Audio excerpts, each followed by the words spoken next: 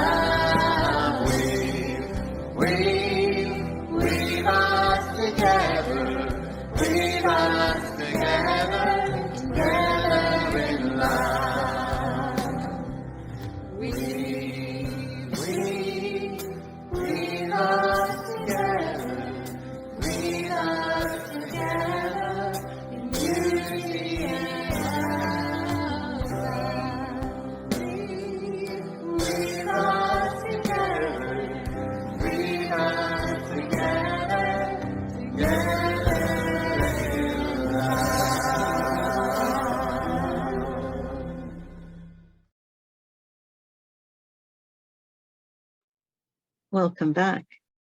I am Reverend Rhona Segarra, and it is my pleasure to welcome you on behalf of the community at Unity of New Westminster in beautiful British Columbia, Canada. We would love to stay connected with you, so please subscribe to our newsletter or like us on Facebook or subscribe to our YouTube channel, and that way you can always know what's going on in our community. The Unity movement offers ideas for full and abundant living. We draw on the teachings of Jesus, who we consider our primary way shower and example. And we honor that there is universal wisdom to be found in faith traditions, in song, in story, in poetry, all over the planet. We respect and honor every person's right to choose their own life path. All are welcome here. All are worthy here. All are celebrated here. We open our service today in prayer. I gratefully acknowledge that I speak to you on the traditional and unceded territory of the Semiahmoo First Nation. And we give thanks to First Nation peoples everywhere for their custody of this beautiful land. We give thanks for our connection one with each other. That connection that happens whether we are in each other's physical presence or not. The connection that binds us all together.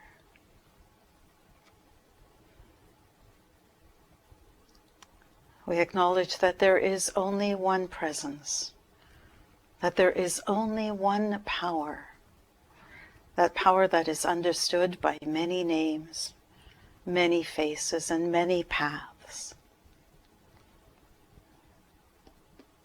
And we affirm that regardless of the name, the face, or the path of our understanding, that we are one human family. And it is in that knowledge of our oneness that we send a blessing for love, for peace, for contentment to every being on this planet, to every being, regardless of all the labels that threaten to divide us. We are one. And for this knowledge, for this intention, and for the power that we have to bless, we give thanks. Amen.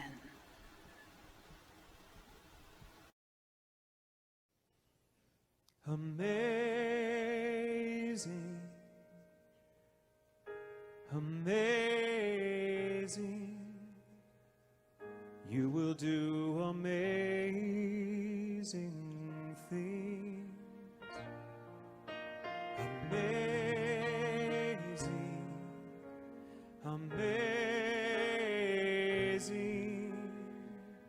you will do amazing things.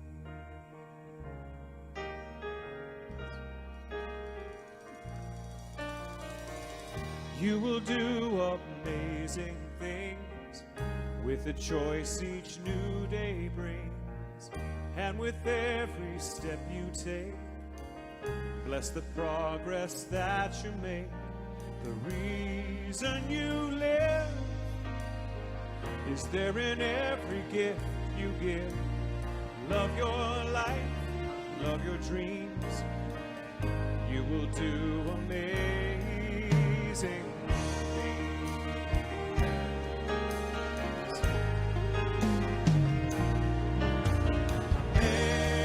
Amazing, amazing.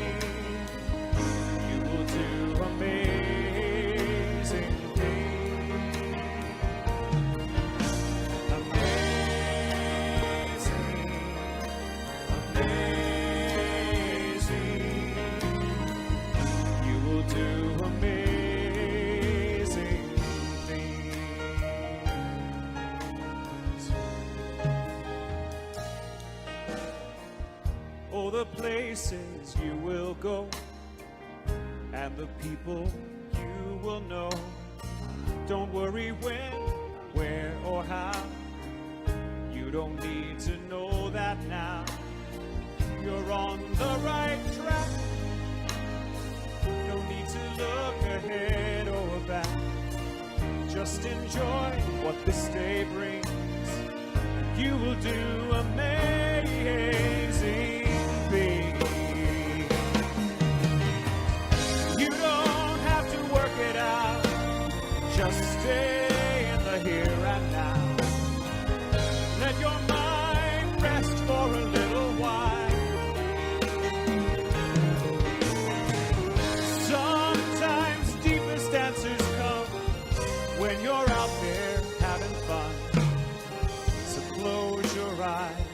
take a breath and smile.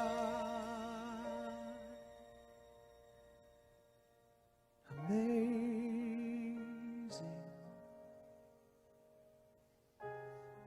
amazing, you will do amazing things. Amazing,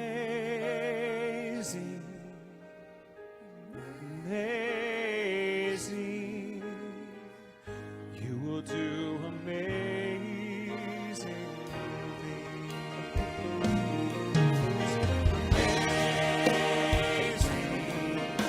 Amazing, you will do amazing things. Oh, I know you will. Amazing, you will do amazing. Sing it with me. Just look at somebody for a second. Sing amazing. Look at somebody else. Amazing, you will do amazing things.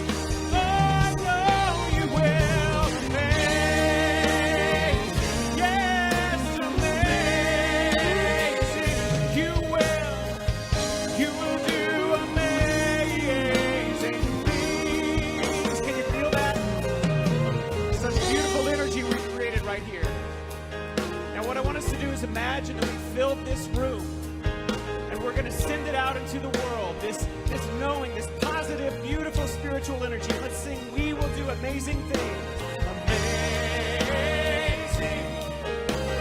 amazing, we will do amazing things. Oh,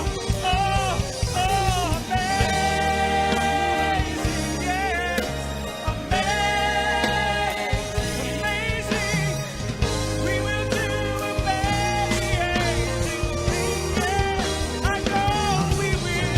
Amazing, amazing, we will do amazing things. We will heal the world today.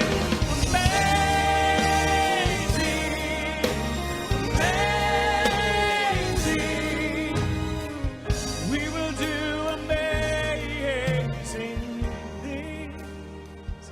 And now what I'd like you to do with the deepest conviction and sincerity, place your hand over your own heart and tell yourself the truth. I will do amazing things.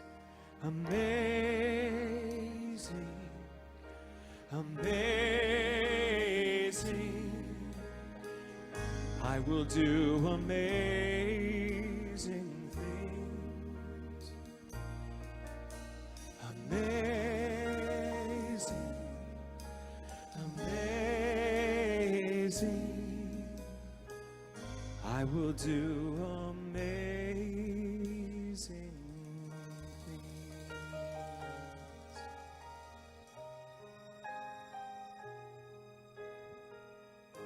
You will do amazing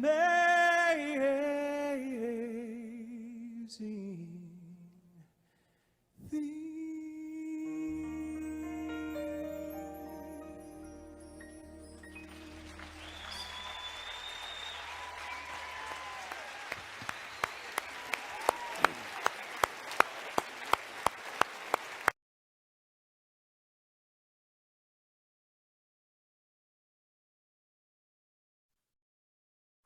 I'm going to read you a story. It is found in the Gospel of John, chapter 2. On the third day, there was a wedding in Cana of Galilee, and the mother of Jesus was there. Jesus and his disciples had also been invited to the wedding. When the wine gave out, the mother of Jesus said to him, "They have no wine." And Jesus said to her, "Woman, what concern is that to you and me? My hour has not yet come." His mother said to the servants, "Do whatever he tells you." Now standing there were 6 stone water jars for the Jewish rites of purification, each holding 20 or 30 gallons. Jesus said to them, "Fill the jars with water." And they filled them up to the brim. He said to them, "Now draw some out and take it to the chief steward." So they took it. When the steward tasted the water that had become wine and did not know where it came from, though the servants who had drawn the water knew, the steward called the bridegroom and said to him, "Everyone serves the good wine first, and then the inferior wine after the guests have become drunk. But you have kept the good wine until now." Jesus did this, the first of his signs, in Cana of Galilee, and revealed his glory, and his disciples believed in him. Stories are powerful. Stories entertain us. A wedding reception is successful because Jesus turned water into wine. On its very surface, that is an entertaining story. Stories also help us to imagine how we would behave if we were part of the story. We may, listening to that story, consider what we would do if we were at a party and the wine ran out. Stories can teach us. From the examples of the characters, we learn what to do and what not to do if we care enough to want the very best. In this story, we see Mary approach Jesus with a concern. We see Jesus dismiss her concern at first, as sons and children sometimes do with their mothers. We see Mary wisely not insisting on an action. We imagine that Jesus then reconsidered what Mary had observed. And we see that Mary, trusting that Jesus will act, paves the way for success by telling the servants to follow Jesus's instructions. After reconsidering, we see Jesus take action, directing the servants to fill the jars of water to their very as full as you can make it. So we see Jesus taking action. We also then see Jesus not to take any credit for the success. So, as I said, from stories we can learn. From Mary, we learn to speak up, to back up, and to ease the way. From Jesus, we learn that although our first reaction is often to resist a new idea, that we want to be open to reconsidering that idea before we dismiss it completely. And then we act. And when the results are successful, we stay humble. Stories can teach us. We can also see stories as metaphors, where the characters and aspects of the story can represent something else. For example, the water can represent our everyday comfort zone, the place where we're comfortable and everything is okay. The wine can represent something which adds life and excitement to our everyday life. And in this story, we can imagine Mary, who knows that her son is ready to step into something greater. We can imagine her making this observation about the wine. Jesus, who knows that if he acts, he would make a difference. Jesus insists, though, that he is not ready. We can imagine ourselves as Mary, the person who sees the potential for something greater in someone else. And we can imagine ourselves in Jesus's position, not ready to step out of our comfort zone. We turn water into wine then, because we step into that greatness despite our discomfort or our fear or our sense of not being ready. And when we act, we discover the joy of adding to the party. And so we can see the story as a metaphor for adding to the party of life. And so, metaphor. If you want to hear a bit more in-depth summary of these observations, there's a previous talk entitled "When You Care Enough to Want the Very Best" that you might find of interest, where we speak metaphorically and literally about what we can learn from this story. And today I want to talk about an even deeper way of interpreting stories. It is called metaphysical interpretation. When we interpret metaphysically, we look at the story from a completely different angle. We see the people, the places, and the events in the story as representations of aspects of ourselves, things that we can find within ourselves. Sometimes metaphysical interpretation can be quite challenging. So what I found works for me, and maybe it would work for you, is to put the words "in us" after each element of the story. So if an event happens, then that event happens in us. Characters are characters within us. Places are places within us. So what do we discover when we look at the metaphysical interpretation of Jesus's first miracle? That idea of changing water to wine. We discover that we can change water into wine and add to the celebration of life when we direct our thoughts in an intentional way. We also can learn that if we aren't intentional with our thoughts, then our enjoyment of life, our life spark, if you will, can feel depleted.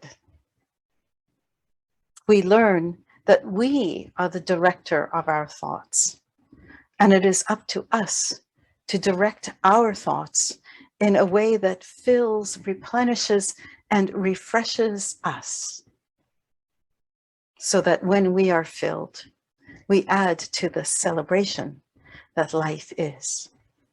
And yes, all of these discoveries are found in this story if we look at it in a metaphysical way. First, I want to note that this miracle happens at a wedding. A wedding represents the coming together in complete acceptance, in complete love of two unique entities who, when married, form something whole, perfect, new. Again,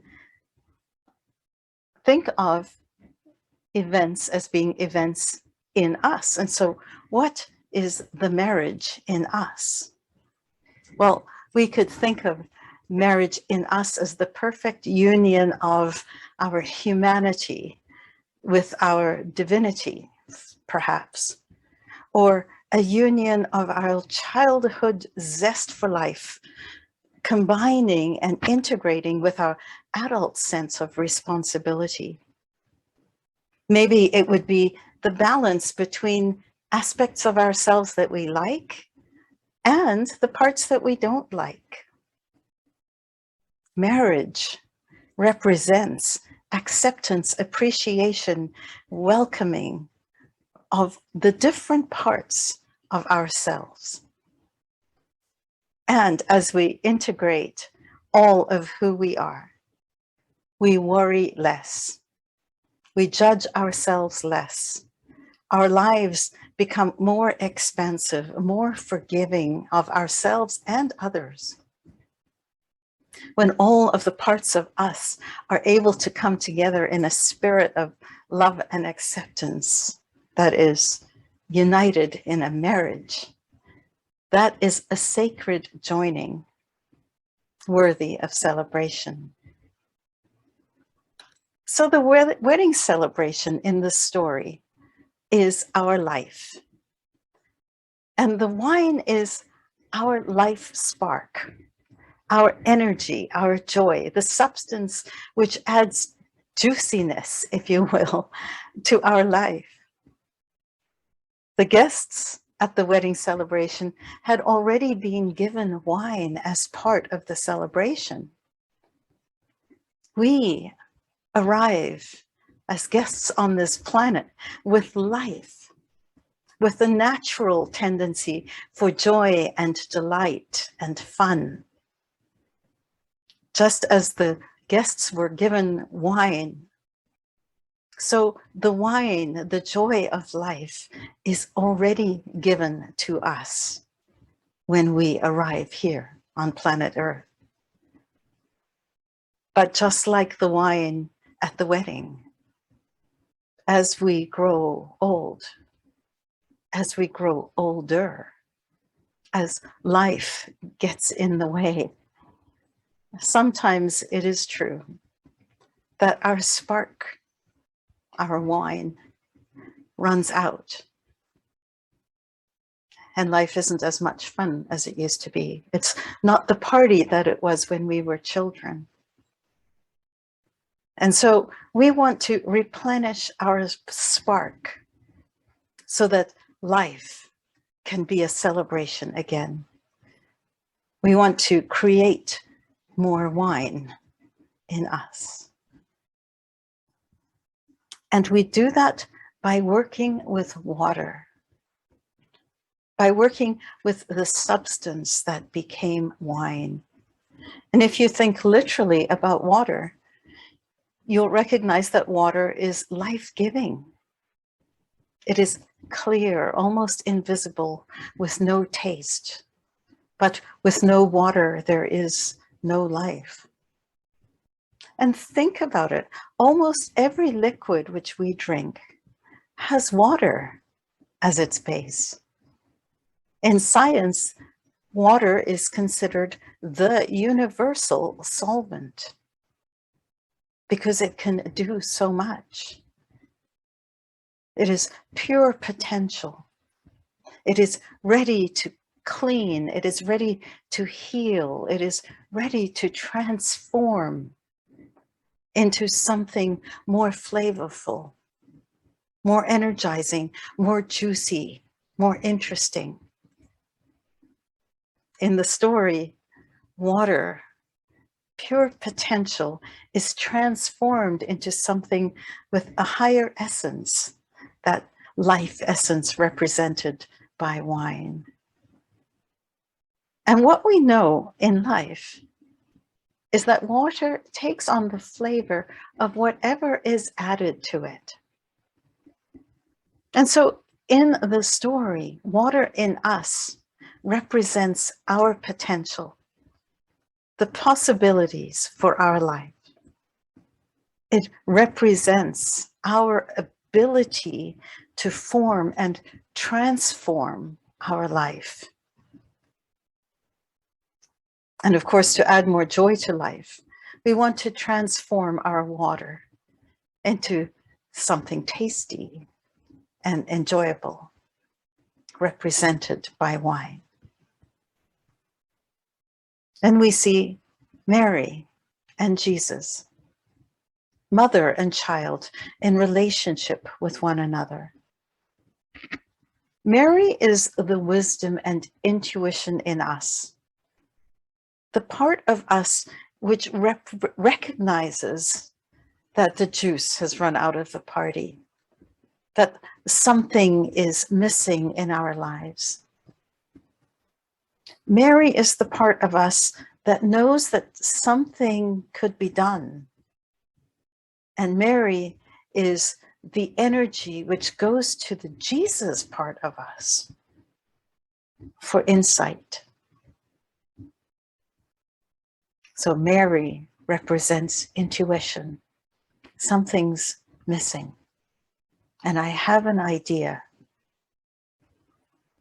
Jesus in us represents that highest expression of ourselves, the spiritual director, if you will, the ultimate expression of love in action. And Jesus represents our awareness that we are holy. Jesus represents all that we long to express in human form. And so Jesus works with Mary. Our intuition and wisdom work with love to direct the servants. And what about those servants? Well, the servants filled 6 jars with water. The water then was transformed into wine. Well, the servants in us are our thoughts. They are our abilities. And the jars are where the results of our actions are formed and transformed. Without deliberate action, the flavor of the water coming out of the jars may be bland and unexciting. The result of our life energy may be bland and unexciting. But when we direct our thoughts, our servants, with an intention to add to the excitement and interest and juice of life, when we want to add wine, then in the field of unlimited potential, transformation will happen. The jars of water will be changed into jars of wine. It is as if from the universal solvent of infinite possibilities, our thoughts and ideas flavor the water which colors our lives. And the thing that we want to keep in mind is this: the servants in us, our thoughts, are always active. We always fill our minds with thoughts. And with those thoughts, the water of our life can be flavored sweetly or sourly. It is up to us to direct our thoughts. The Jesus of us directs our thoughts. And then with the thoughts that we choose, our jars of water can produce a flavor that adds to the joy and contentment of our lives, adds to the party, if you will. Or with the thoughts we choose, we can diminish and detract from our joy and contentment. And we know this in everyday language. We know this in our everyday experience. We say things like, what you see is what you get, or change the way you look at things and the things you look at change. We hear it as the power of positive thinking, or garbage in, garbage out, or Ideas lead to experiences, or the law of attraction. We, as the Jesus part of us, can direct our thoughts, filling jars of water with positivity, with intention for the most loving experience of humanity we can be. And that way we create an outward flow of wine, juicy, good quality, better quality than anyone ever expected. So let us remember to let that Jesus part of us, the part which is spiritually aware and aware of our power, the power of thought. Let us remember to let that Jesus part of us be in charge of our thoughts, so that we intend only the finest. When we care enough to want the very best, we can direct our thought servants and fill our jars with intention and attention to what we're putting in. When we put in an intention for joy and love and peace and contentment and gentleness, then what will emerge will be full-bodied, flavorful, revitalizing, and add to the party. Another thing that you may have noticed is that the steward in the story, the wine steward presumably, noticed the difference in the quality of the wine. And he had never considered the possibility that there could be finer wine at the end of the party. The steward notices the difference. He can tell that there has been a significant shift, that now is different from before, that now is finer, more flavorful than the past, more joyful. He wants to know what happened. In our lives, we may find that exact thing happening, where as we shift, as we direct our servants to put fine things into our jars of water, that the output, the wine, will be finer and more flavorful than ever before. Our lives will change. And people may ask us what our secret is. They may want to know what happened.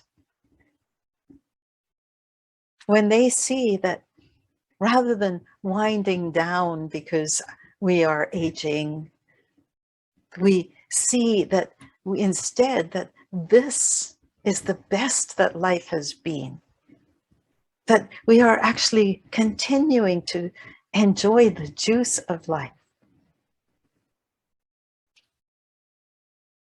That is the beauty of transformation, is that we don't need to force it on anyone. They can see it and wonder and ask us. It also tells us that it's never, ever too late to shift and to change our direction of our thoughts. All we need to do is direct the servants as Jesus did and fill the jars abundantly with the input that will create this wonderful, wonderful wine, this wonderful life experience. So how do we do that? What are some practical ways that we can direct our servants, that we can direct the thoughts that we use to create our experience? Well, there were 6 jars. And so much of what I played with is the idea of things in 6s. And so I just offer some ideas to you. First, before I do that, I want you to think in terms of thoughts being there to serve you, that you are the director of your thoughts.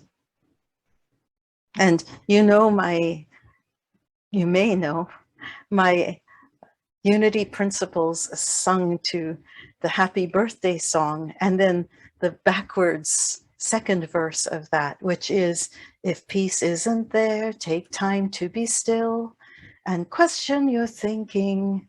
What other ideas could add more peace? Why am I singing that?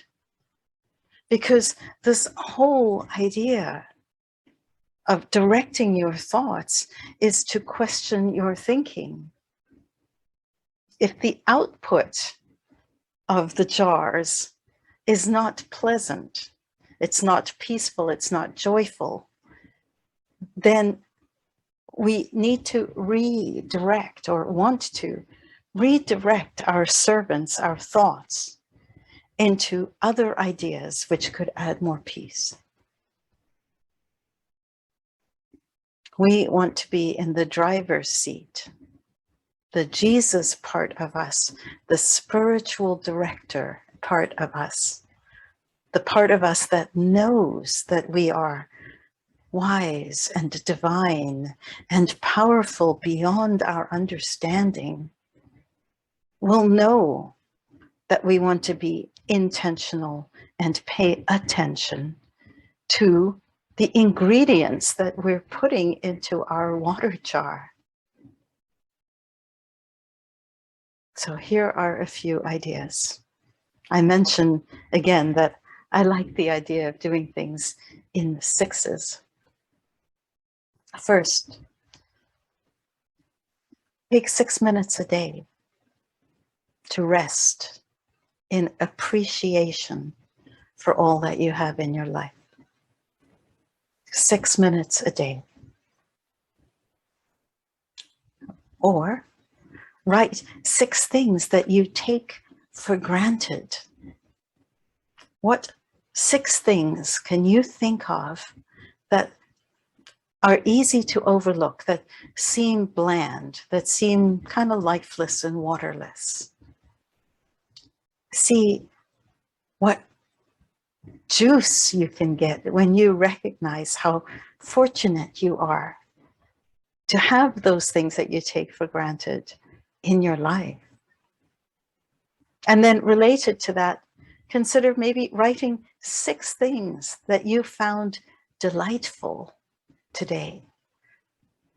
6 things that brought you joy and contentment today. Give away 6 things. Give away 6 things in 6 days. Play with this idea of filling 6. Do something just for you for 6 minutes. Take a walk around the block. Okay, maybe it'll be a little longer than 6 minutes, but you get the idea. Read a book for 6 minutes. Close your eyes for 6 minutes and just enjoy silence. Take 6 deep breaths. Recite a mantra or an affirmation or a prayer 6 times a day. When you wake up, after breakfast, after lunch, in the middle of the afternoon with your afternoon tea or coffee, after dinner, at bedtime, or maybe before breakfast, before lunch, before dinner. 6 times a day, bring yourself into a place where you are intentional about your thinking. When you care enough to want the very best, celebrate the life spark that you were given, and recognize that you want to cultivate and expand that spark into something that remains bright and beautiful. When you notice that the spark is fading, be like Mary and take your wisdom and intuition to the Jesus part of yourself, that highest part of you. And then from that higher part of you, take action and direct your thoughts so that the jars of possibility are filled with ingredients to produce fine, flavorful, full-bodied wine. When you care enough to want the very best, your thoughts will help you turn water into wine and add to the juice of life. I bless you.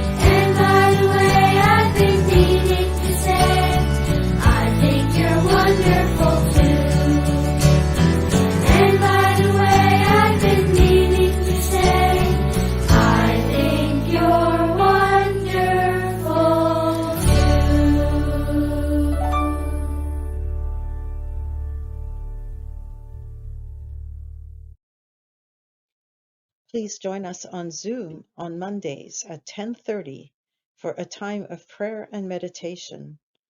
All are welcome to join us as we share a time of connection and renewal, and as we hold people in prayer. At this service, we check in and share with each other. We have a time of guided prayer, and we read the names of the people on our prayer list. It is an uplifting and restful experience. All are welcome. Every Monday from 10:30 a.m. till 11:15 a.m. on Zoom. Please join us.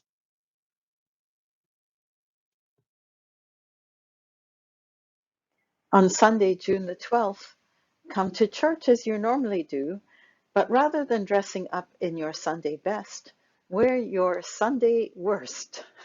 After the service, we'll prepare space for the foundation of our medicine wheel labyrinth. We need to dig down 4 inches. So come dressed in your grubbies, bring shovels, gloves, tarps, and wheelbarrows if you have them, and we'll have a party that day after the service. We'll serve coffee, juice, and snacks for everyone, and it'll be fun and it'll be productive. In the weeks after that, the concrete work will begin. And remember to please share this information with your friends, and especially invite them to donate to the GoFundMe. Search Unity Medicine Wheel Labyrinth, and that way you can donate or have your friends donate to our GoFundMe campaign. See you after service when you dress down on Sunday, June the 12th. I'm excited to announce that Lyle has finished making his star quilt blanket, and it is beautiful. It is so beautiful. It is hanging in the church fellowship hall for all to see.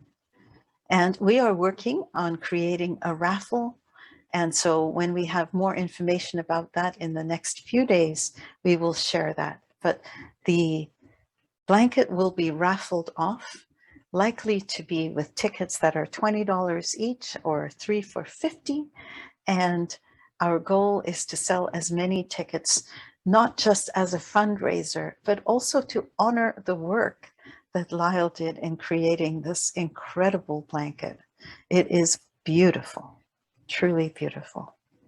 Thank you, Lyle, so much for your willingness to share your gifts with us.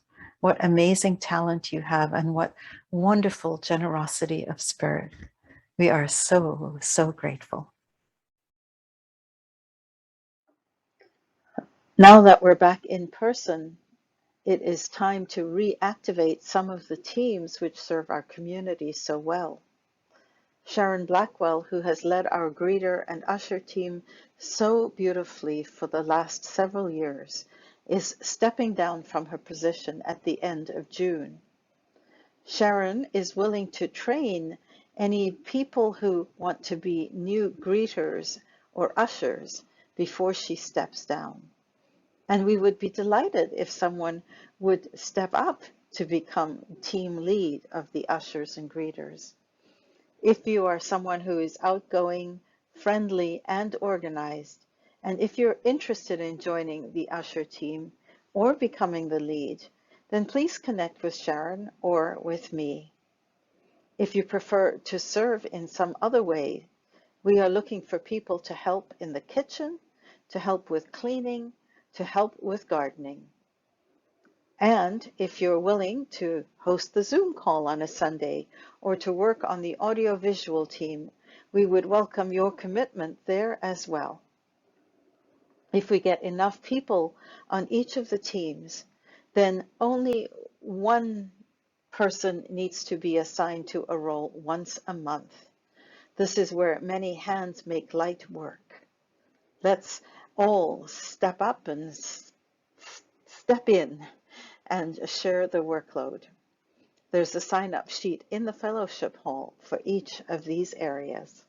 This is your opportunity to serve. Spring has sprung and everything is growing, including the weeds. This is your open invitation to drop by anytime and weed the flower beds.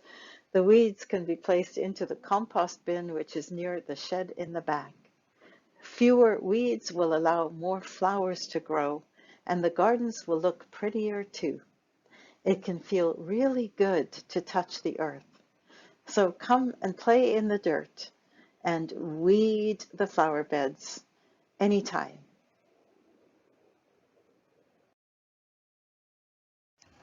Yay, coffee time is back. After almost 2 years without our famous hospitality hour, We are excited to announce that coffee time is back. The time after the Sunday service is so meaningful for our community.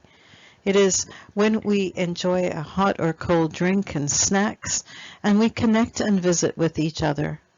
If it feels comfortable for you, please join us in the fellowship hall after service. We are grateful for the financial support which we receive from those who enjoy our programs. With the pandemic, some of our expenses have been lessened, and some of our expenses don't go away. So thank you for your generosity, which supports our ministry.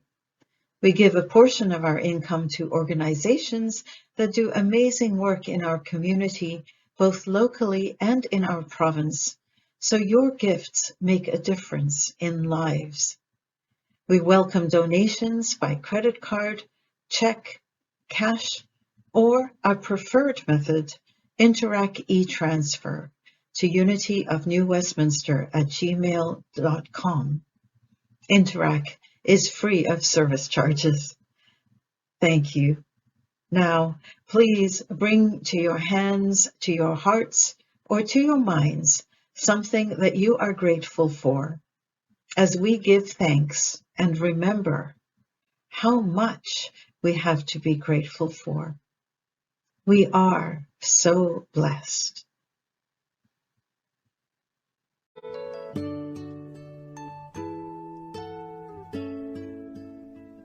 I am so blessed.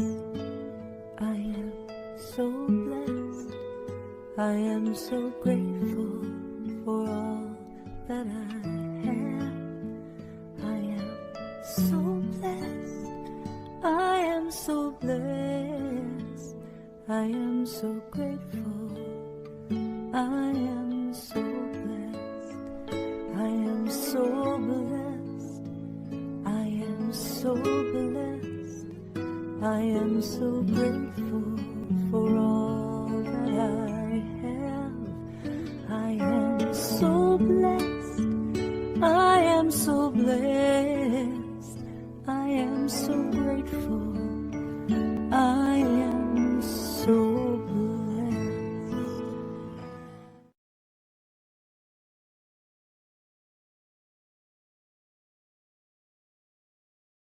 And we come to the end of another service. I thank you for joining us. I hope that you enjoyed your experience with us today. I wish you all a very, very blessed week. Goodbye, everybody.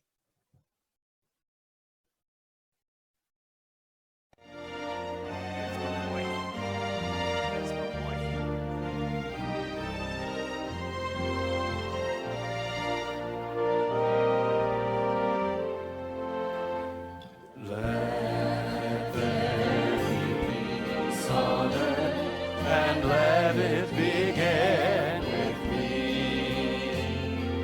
Let there be peace on earth, the peace that was meant to be, with God as creator,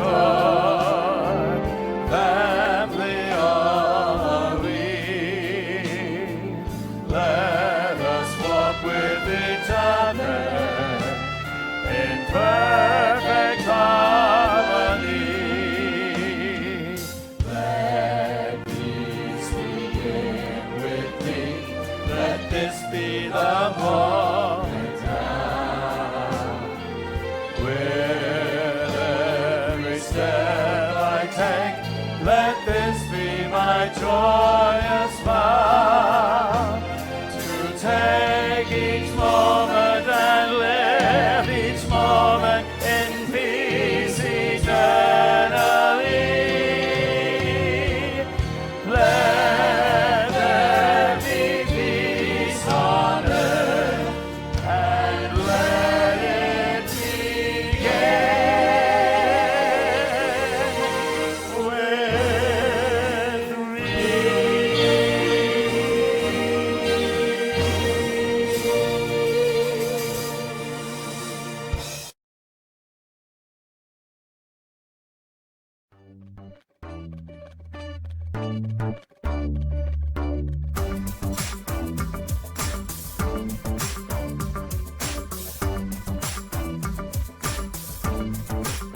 I am the light of God. I am the love of God. I am the power of God. I am the presence of God. Wherever I am, God is. I am the light of God. I am the love of God. I am the power of God. I am the presence of God. Wherever I am, God is. You are the light of God. You are the love of God. You are the power of God. You are the presence of God. Wherever you are, God is. You are the light of God. You are the love of God. You are the power of God. You are the presence of God. Wherever you are, God is. We are the light of God. We are the love of God. We are the power of God. We are the presence of God.